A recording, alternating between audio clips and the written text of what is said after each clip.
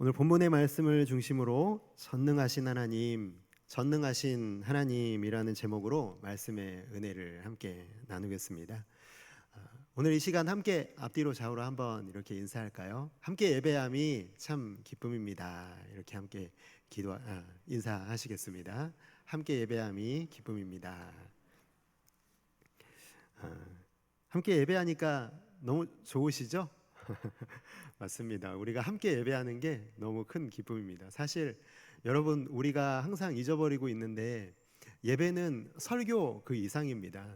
설교를 통해서 주시는 은혜가 분명히 있지만, 그러나 예배 그 자체로 하나님께서 영광 받으시는 것이기 때문에 우리가 오늘 기대하는 것은요, 이 설교자에게 기대하는 것이 아니라 오늘 이곳에 임하여 주셔서 우리와 함께 하시는 하나님께 더 큰 기대를 두고 살아가시는 여러분들 다 되시기를 주님의 이름으로 축복합니다. 계속 우리가 창세기 말씀을 함께 읽고 묵상한 내용을 나누고 있는데요. 혹시 지난주였나요? 예, 지난주였던 것 같은데 말씀 제목이 뭐였는지 혹시 기억하시나요? 예, 그렇습니다. 여러분 잘 잊어버리시면 정말 잘하고 계시는 겁니다. 계속 잊어버려야 또 새로운 게 들어오기 때문에요. 감찰하시는 하나님 기억은 나시죠?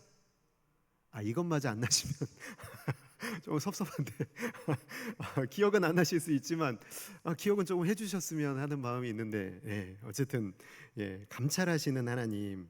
이제 브엘라에로이에서 이제 이 하갈이 돌아와서 전해주는 그 내용을 통해서 하나님이 내 삶을 지켜보고 계시는구나, 그것을 이제 아브라함이 경험했던 그 내용을 우리가 살펴봤습니다. 사실 그 불순종의 결과물이었던 이스마엘을 낳고 또 그 브엘라이로이에서 감찰하시는 하나님을 경험한 그 아브라함의 그 이후의 삶이요, 오늘 우리가 읽은 17장부터 또 다시 시작이 되고 있는데요. 1절을 보면은 이 시점이 나와 있는데 1절의 말씀 같이 한번 읽어볼까요? 자, 시작. 아브라함이 99세 때에 그에게 이르시되 나는 전능한 하나님이라 너는 내 앞에서 행하여 완전하라. 아멘. 아브라함의 나이가 지금 몇 세라고요? 99세가 되었습니다. 몇 년이 흘렀냐면 13년의 시간이 또 흐른 거예요. 10년이 흐르고 하나님 나타나셔서 또 그 약속을 주셨고, 이제 브엘라이로이에서 이 불순종한 이 아브라함에게 다시 13년의 그 침묵의 시간이 흐른 뒤에 다시 나타나시는 이 장이 17장의 내용입니다.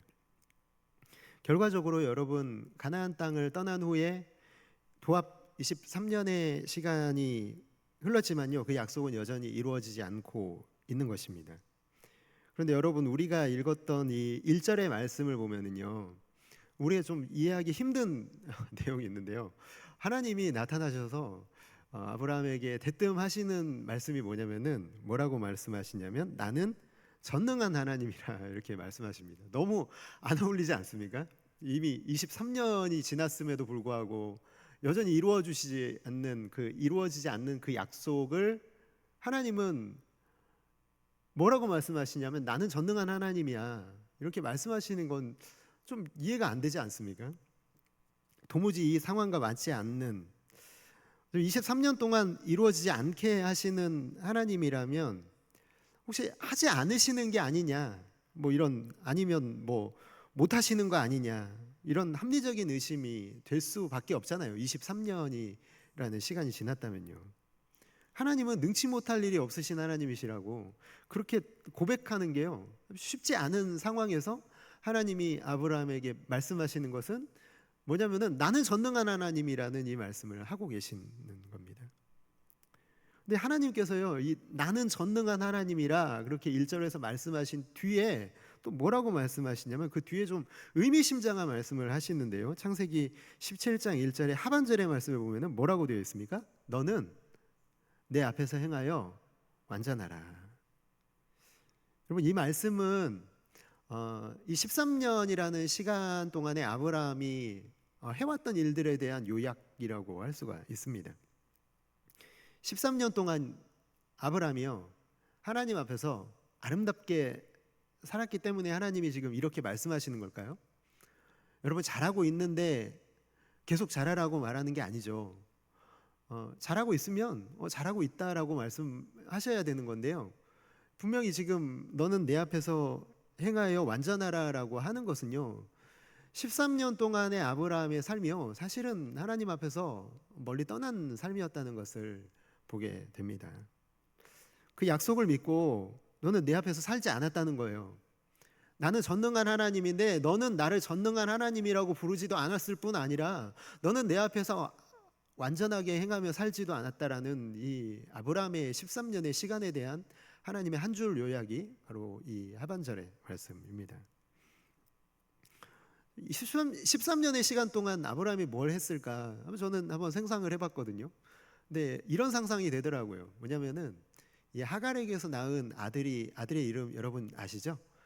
이스마엘이 태어났어요. 그러면은 어때요, 여러분? 이 86세에 낳은 아들 어때요? 얼마나 예쁘겠어요. 여러분, 우리가 이 막내를 봐도 좀 느지막히 나면은 더 예쁜 것처럼요. 정말 어렵게 얻은 아들, 비록 약속의 아들은 아니지만 이 아들이 이 13년 동안에 자라오는 모습 보면서 얼마나 예쁘고 귀여웠겠어요. 자기 종 엘리에셀이 나의 후계자라고 했던 아브라함이요, 자기의 종 엘리에셀조차도 자기 후계자라고 얘기했던 그 아브라함이 이 13년 동안이나 기른 이 이스마엘을 나의 후계자라고 생각하지 않았을까 생각을 해봅니다, 여러분. 상상이지만요. 여러분, 그런데 그게 그냥 저의 상상일 뿐만이 아니라요, 창세기 17장 18절의 말씀을 보니까 이게 어떤 배경에서 나온 거냐면, 하나님이 이제 너에게 자녀를 주겠다는 약속을 하시거든요. 이름까지 알려주세요. 그럼에도 불구하고 18절에서 아브라함이 고백하는 말씀이 뭡니까? 이에 하나님께 아뢰되 이스마엘이나 하나님 앞에서 살기를 원하나이다. 여러분, 되게 믿음 없는 말 아니에요? 이스마엘이 잘 되기를 바랍니다, 이런 것이죠. 그러니까 이미 그는 이 13년 동안에요, 이 약속의 아들을 얻는 것에 대한 이 믿음이 포기되어져 왔던 것을 우리가 좀 여기서 살펴볼 수가 있죠. 여러분, 그렇지 않아요?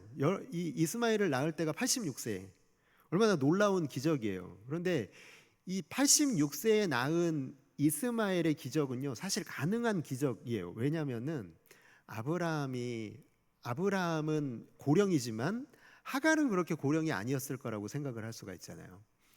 물론 하갈도 나이가 안 나와 있으니까 고령인지 아닌지는 알 수가 없지만, 적어도 이 하갈이라는 여인이 그래도 가임기에 있는 여인이었을 거라는 사실은 우리가 충분히 유추할 수 있습니다. 하갈은 그러니까 젊었으니까 그럴 수 있지만, 하나님께서 약속하시는 이 약속의 자손은요, 누구와 누구예요? 아브라함과 사레 사이에 나는데, 지금 아브라함은 99세고요, 이 사레는 89세. 여러분, 가능합니까? 너무나 힘든 일이죠. 어떻게 이런 전무후무한 일이 일어날 수가 있겠습니까? 이제 살아갈 날이 더 적게 남은 이 시점에 자녀를 생산한다는 것 자체가 너무나 불가능한 일처럼, 차라리 그냥 해가 이렇게 동쪽에서, 원래 해는 동쪽에서 뜨죠. 해가 서쪽에서 떠도 이건 안 된다라고 할 만한 이런 상황이죠. 당연히 그는 지금 이 아브라함은요, 13년의 시간이 지나는 동안에요, 그 약속을 점점 더 잃어버리고 있었던 것을 보여주고 있다라는 거예요. 다 잊어버리고요, 그래, 내 후계자는 이스마엘이야, 이스마엘이나 잘 되기를 바라자. 안 돼, 이제 더 이상은 불가능해. 이렇게 생각하고 있는 아브라함에게 나타나셔서요, 뭐라고 말씀하시는 거예요? 나는 전능한 하나님이라고 말씀하시는 겁니다. 나는 전능한 하나님이라고. 너는 지금 너에게 일어난 일 때문에, 지금 너에게 일어나지 않은 이 약속의 성취가 일어나지 않았기 때문에 너는 나를 전능한 하나님이라고 믿지 않을지 모르지만, 네가 100세고 사라가 90세가 된다고 하더라도 나는 어떤 하나님이라고요? 전능한 하나님이다. 그 말씀을 하시는 겁니다. 너는 이제 잠들어 있다. 지금 13년 동안 잠들어 있는 너를 깨우겠다. 시간이 되었다. 일어나라. 이렇게 말씀하고 계시는 겁니다. 우리 애들이 되게 아침에 깨우기가 힘듭니다. 밤에 좀 늦게 자요. 그래서 일어나기가 참 힘들죠. 그래서 참 어쩔 때는요 너무 화가 나요. 또 어떨 때는 너무 화가 나다가도 또 되게 딱하기도 해요. 늦게 잤으니까 그래 좀 깨우는 것 그래 좀 더 자라 이런 마음도 있는데요. 근데 이제 더 화가 나는 건 뭐냐면 깨우면은 짜증을 내요. 자기가 잘못하면 한 거 알고 아버님 죄송합니다 이러면서 일어나는 게 아니라 막 화를 내고 짜증을 냅니다. 온갖 짜증을 다 부립니다. 그런데 여러분 그래도 더 자게 내버려 두지 않고 화가 나도 꾹 참고 이렇게 깨우는 이유가 뭐죠? 여러분 학생은 어디 가야 돼요? 네, 학교 가야죠. 학교를 보내야 되니까 꼭 참고 아우마하이라 일어나라 이렇게 인자한 목소리로 깨웁니다. 학교 가야지. 하나님도 이렇게 말씀하시는 거예요. 오래 기다렸지. 이제 그 약속을 이루어서 내가 전능한 하나님이라는 것을 너에게 보여줄 시간이 되었다라는 거예요. 내 앞에서 행하여 완전하라라는 이 말씀을 쉬운 성경으로 보면요 이런 뜻이에요. 내 말에 복종하며 올바르게 살아라. 이제 너에게 내 약속이 이루어지면 네가 살아갈 삶은 바로 이런 삶이야라는 걸 보여주는 거예요. 너는 내 앞에서 살아가는 삶이 되어야 된다. 너는 내 앞에서 살아가는 그 삶은 올바른 삶이어야 되고 바른 삶이어야 되고 정직한 삶이어야 되고 네가 열방에 복이 되는 삶을 살아야 된다라고 말씀을 하고 있는 거예요. 여러분 내가 전능한 하나님이라는 것을 경험한다면요 여러분 그동안 살아왔던 대로 살면 안 되는 거잖아요. 하나님이 전능하신 분이라는 것을 내가 깨닫는 순간 하나님이 내 삶 속에서 나는 아무것도 할 수 없는데 하나님은 전능하셔서 내 삶 속에서 불가능한 일을 이루어 주셨다는 것을 내가 안다면 이전과 같이 그렇게 살아가는 게 가능합니까? 불가능한 거예요. 하나님이 내 삶 속에서 어떤 분이냐에 따라서 내 삶의 믿음의 고백이 달라진다는 거예요. 믿음의 고백이 달라집니다. 올바르게 살라고 하셨잖아요. 방금 말씀에 그 올바르게 사는 방법이 뭐죠? 여러분 한번 따라해 주시겠습니까? 올바르게 사는 방법은요 순종. 네, 올바르게 사는 방법이 뭐라고요? 하나님의 말씀에 순종하며 사는 것이 올바른 방법이에요. 내 뜻대로 사는 게 아니라 내 마음대로 사는 게 아니라요 내 계획과 내 능력을 의지해서 사는 삶이 아니라요 하나님이 나에게 말씀하시는 것이 가장 좋은 것이고 나를 향한 가장 좋은 계획을 갖고 계시는 분의 말씀을 따라 살아가면 내 삶이 가장 완벽하고 만족할 수 있다는 것을 내가 인정하는 것이요. 그렇게 살아갈 때 정말 이것을 하나님은 순종이라고 부르십니다. 여러분 잘 생각해 보셔야 됩니다. 올바른 걸 몰라서 순종하지 않으셨나요? 우리의 삶에 불순종이 많잖아요. 근데 순종하면 이 올바른 걸 몰라서 순종하지 않은 게 아니잖아요. 순종해야 된다는 걸 혹시 여러분 여기에 듣지 못해서 순종하지 못하신 분 있나요? 순종하라는 말씀을 우리가 살면서 얼마나 많이 듣습니까? 그런데 그렇게 불순종으로 나아가는 우리의 모습은 왜 그렇죠? 왜 그러냐는 것입니다. 너무 많이 듣잖아요. 그래서 때로는 가장 잘 어기는 단어이기도 하고요. 때로는 늘 듣기만 해도 거북한 단어 순종 아닙니까? 도대체 왜 우리는 순종이 힘든 것일까요? 아브라함도 순종이 힘든데 나는 뭐 힘든 건 당연하지. 뭐 이렇게 넘어가시는 분은 없으시죠? 그런 타협 말고요. 진짜 순종으로 나가려면 순종이 진짜 힘든 이유를 알아내야만 순종으로 나갈 수가 있는 것이죠. 여러분 하나님의 전능하심을 내가 경험하지 못했거나 경험했는데도 그 기억이 내게서 희미해져 있거나 이 둘 중에 하나입니다. 하나님의 전능하심을 내가 경험하지 못했다면 여러분 당연한 거예요. 순종 못합니다. 여러분 안 하셔도 돼요. 그러나 여러분 꼭 기억하십시오. 하나님의 전능하심을 내 삶 속에서 기억했다면 순종의 자리로 나아가야 되는 건요 꼭 해야 된다는 일입니다. 혹시나 내가 잊어버리고 있었다면 지금 이 시간에 다시 기억해내시기를 주님의 이름으로 축복합니다.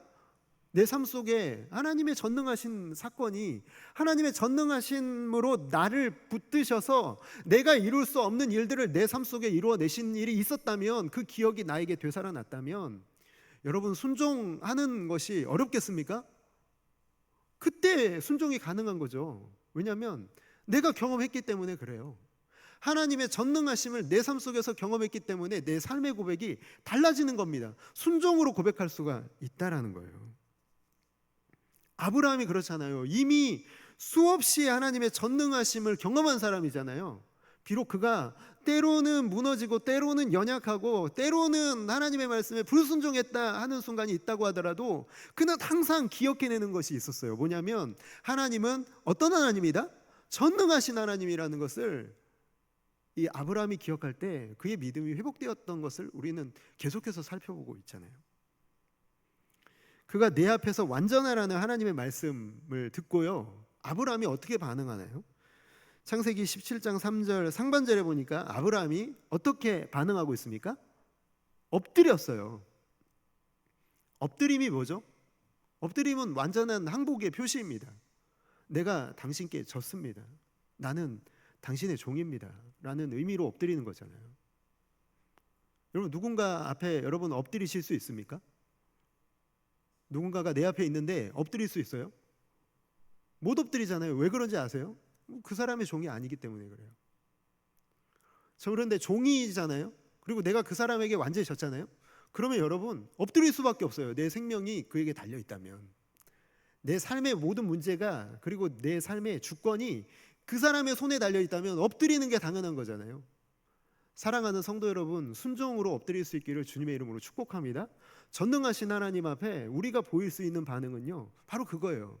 전능하신 하나님이 내 삶에서 역사하신 그분이라면, 그분이 내 삶에 전능하신 하나님으로 역사하신 게 맞다면 내가 보여야 될 반응은 순종이라는 거예요. 그 앞에 엎드린다는 거예요. 항복한다는 거예요. 당신이 나의 주인이십니다. 당신이 나의 능력이시고 소망이십니다. 당신에게 내 삶을 맡겨드립니다라는 고백이 나올 수밖에 없다라는 거죠. 바짝 엎드렸습니다. 기억하시죠? 사례를 통해 자손을 주시겠다는 약속 이루어지지 않았고요, 땅을 주시겠다는 약속도 기약이 없고요. 그러나 그럼에도 불구하고 아브라함은 하나님의 존전에 엎드립니다. 이것이 하나님이 칭찬하시는 이 순종의 근원이 되고 있는 아브라함의 믿음이었다라는 거예요. 사랑하는 성도 여러분, 혹시 오랫동안 여러분에게도 이루어지지 않은 기도 제목이 있으십니까? 여러분,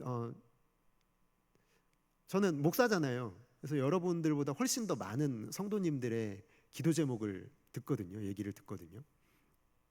그런데 어느 집 하나 문제 없는 집은 없어요. 모든 가정에 문제가 있더라고요. 분명히 모든 게 다 좋을 것 같은 집인데 풍요로우면 자녀 문제가 있더라고요. 가난하면 물질의 문제가 있더라고요. 여러분, 항상 문제는 있습니다. 어느 집 하나 문제 없는 집은 없다라는 거예요. 그런데 그 문제 앞에서 여러분은 어떻게 반응하고 계시냐는 거예요. 여러분 기도하고 계시는데 그 기도를 여러분 끝까지 붙들고 기도하고 계십니까? 아마 여러분 그 문제에, 여러분을 괴롭히고 있는 그 문제는요, 20년이 지나고 30년이 지나고 40년이 지난 문제일 수도 있어요. 저는 수없이 많은 성도님들이요, 그 한 가지 문제를 붙잡고 여전히 씨름하고 있는 모습을 참 많이 보게 되거든요, 목사로서. 저도 그 앞에 서면요, 저 기도가 과연 이루어질까? 저도 믿음 없음이 드러날 때가 너무나 많아요. 비록 제가 목사기 때문에 입술로 고백하지만 참 그 문제 앞에서는요, 제 마음도 약해질 때가 너무나 많다라는 거죠. 그러나 여러분, 오늘 우리의 기억 속에서요, 끄집어내야 될 것이 있습니다. 그것은 우리가 믿는 하나님이 어떤 분이시냐는 거예요. 내 문제를 바라보면서 내 문제보다 하나님을 작게 여기지 마시기를 주님의 이름으로 축복합니다. 하나님은 우리가 갖고 있는 모든 문제보다 훨씬 더 크신 분이심을 여러분 믿음으로 선포하시기를 주님의 이름으로 축복합니다. 그걸 우리가 뭐라고 부르냐면 전능하신 하나님이시라고 우리가 고백해야 되는 거예요. 하나님 어떤 분이시라고요? 전능하신 하나님, 능치 못할 일이 없으신 하나님이다. 그렇게 우리가 고백해야 되는 것이죠. 우리 함께 이 시간에요, 전능하신 나의 주 하나님 같이 한번 찬양하실까요? 가사를 좀 묵상하시면서 함께 찬양했으면 좋겠습니다.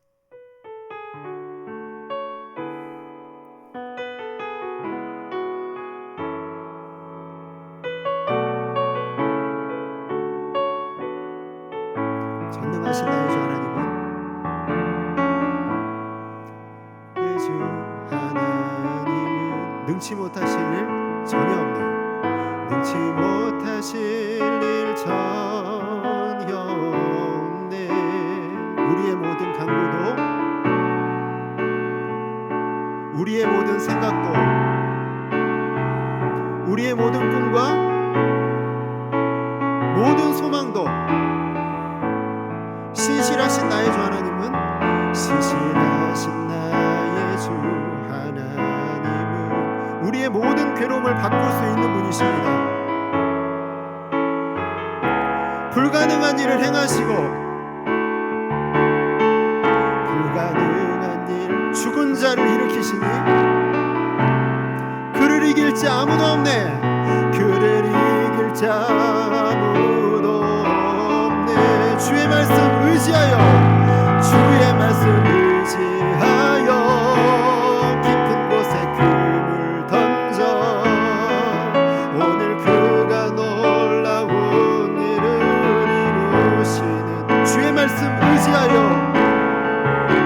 믿음으로 금을 던져, 믿음으로 금을 던져. 믿는 자에게 능치 못한 주의 말씀 의지하여, 주의 말씀 의지하여 깊은 곳에 금을 던져 오늘 그가 놀라운 일을 이루시는 보라. 주의 말씀 의지, 믿음으로 금을 던져. 우리 함께 고백할까요? 믿는 자에게 능치, 한 번 더 고백할까요? 믿는 자에게 능치 못함 없네. 믿는 자에게 능치, 우리 한 번 마지막으로 믿는 자에게 능치 못함 없습니다.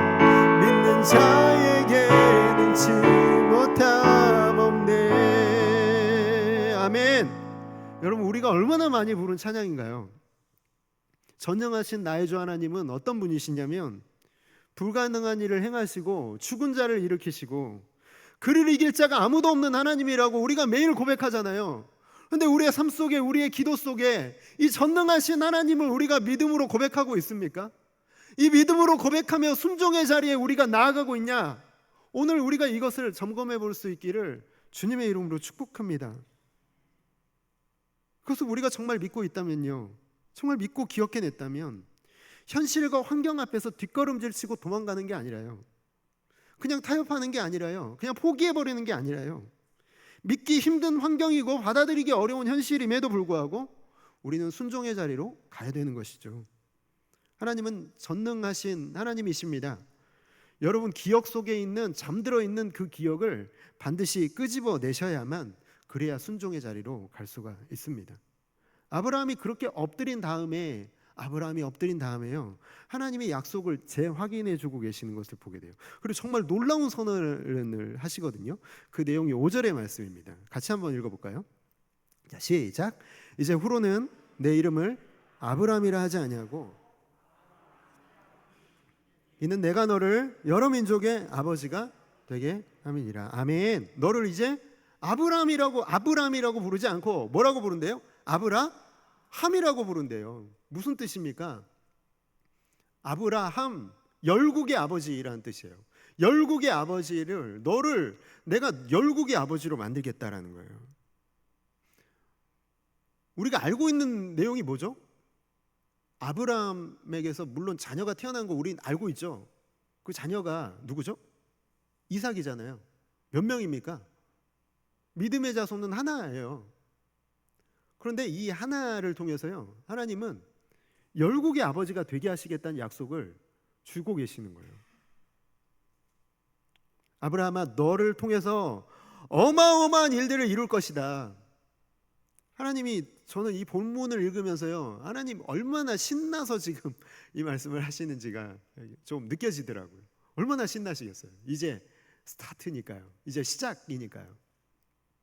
23년의 기다림이 있었지만 이제는 하나님의 스토리는, 아브라함에게 일어날 그 스토리가 너무나 어마어마한 장대한 스토리가, 하나님의 뜻대로 이루어질 그 아름다운 이야기가 시작되기 때문에요. 너무 신나시는 것 같아요. 정말 아브라함의 이름대로 되는 걸 여러분 성경을 통해 여러분 알고 계시죠? 믿고 계시죠?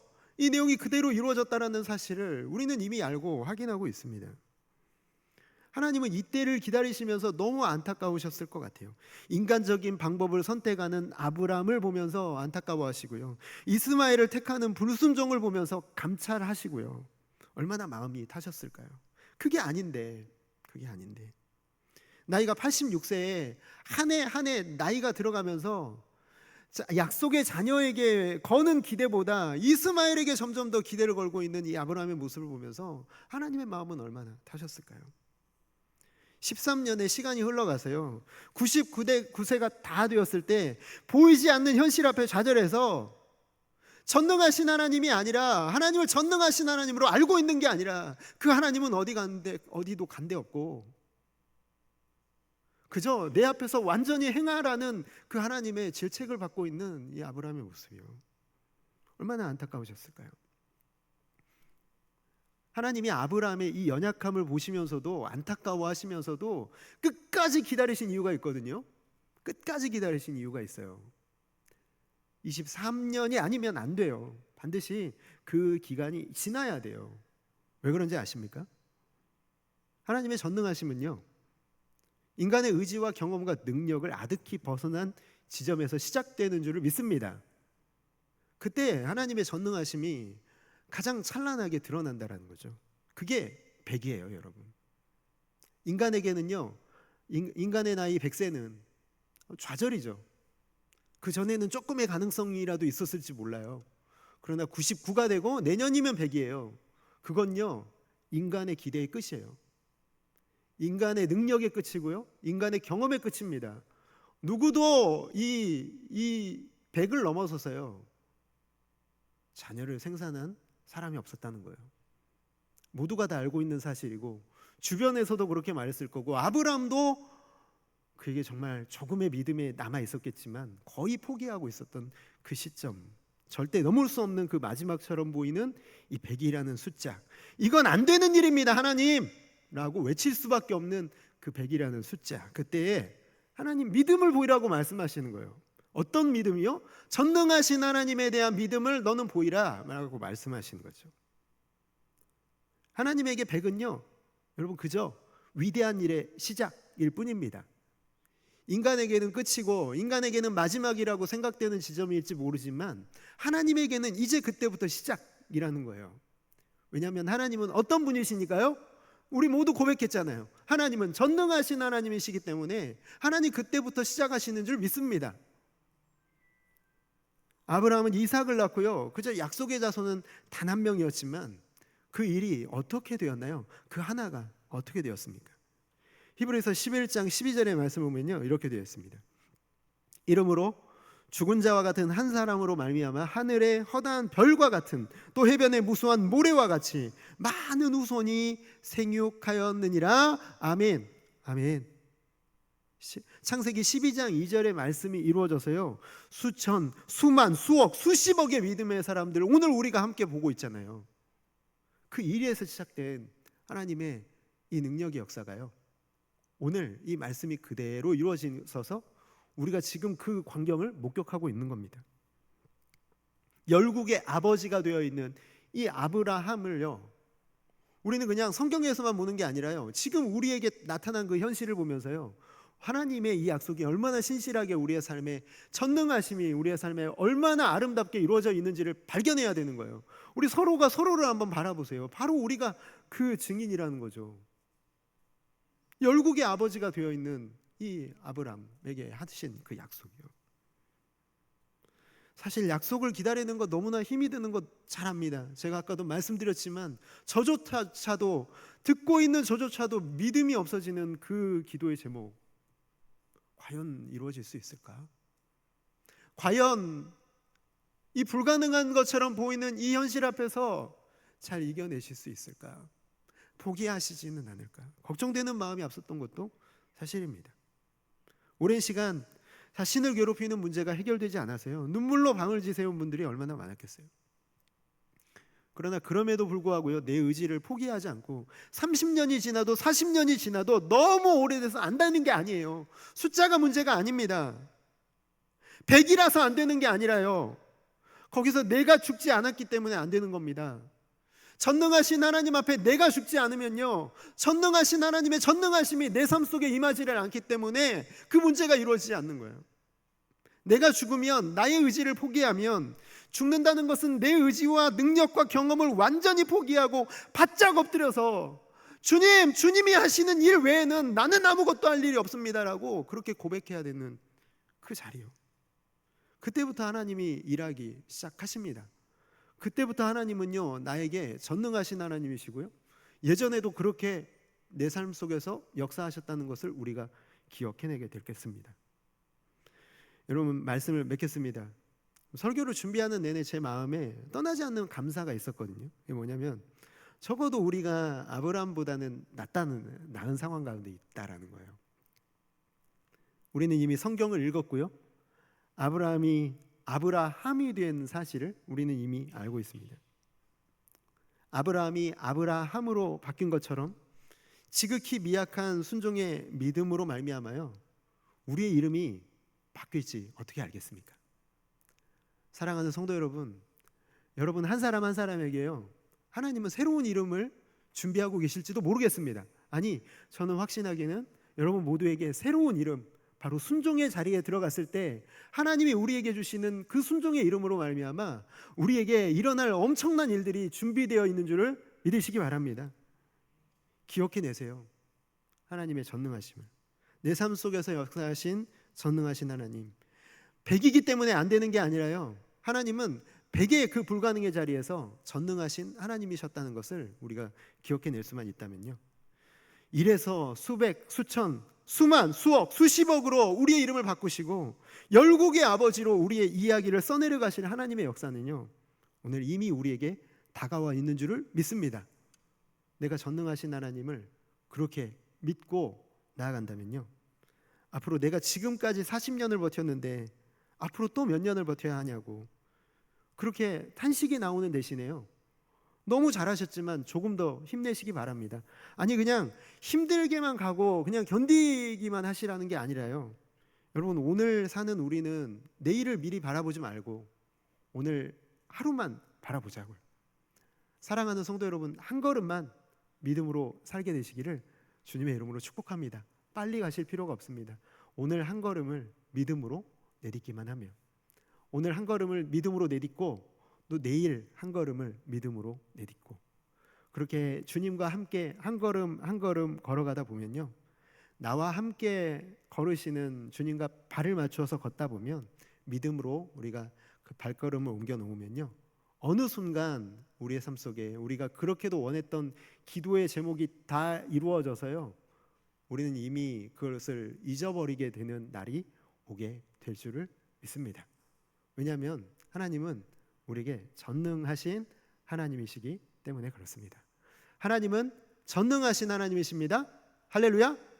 하나님은 어떤 분이시라고요? 아멘. 여러분에게 정말 그 믿음이 있으십니까? 그렇다면 여러분 순종의 자리로 가셔서요, 한 걸음만 걷자고요. 오늘 한 걸음을, 내일 한 걸음이요.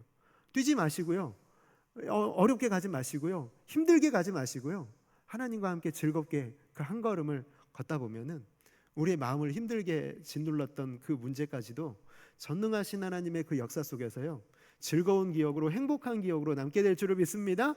그 은혜를 늘 기억하시고 사셔서 오늘 정말 우리에게 주시는 그 삶의 기쁨이, 주님이 전능하신 하나님이 나와 함께 하시는 삶의 기쁨이 가득히 넘치고 그것을 누리는 아름답고 귀한 성도 여러분들 모두가 다 되시기를 주님의 이름으로 축복합니다. 제가 기도하겠습니다.